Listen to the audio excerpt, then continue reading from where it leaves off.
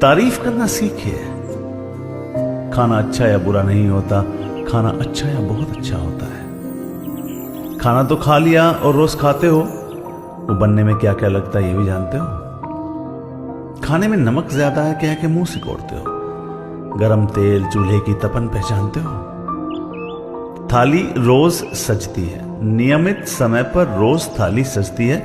उस बनने से सजने तक की प्रक्रिया में बहुत मेहनत लगती है। कमर की अकड़, सब्जी वाले को पकड़, उस आंच की तपन, वो कारीगर सी लगन, वो स्वाद लाने के हजारों जतन, बस खाके आपका खिल उठे मन, इस इच्छा से रोज थाली सजती है। उस बनाने वाले की सराहना कभी कर दो, और ऐसा अगर रोज कर दो तो थाली सजाने वाली क्या, थाली भी मुस्कुराएगी। सच में बात बन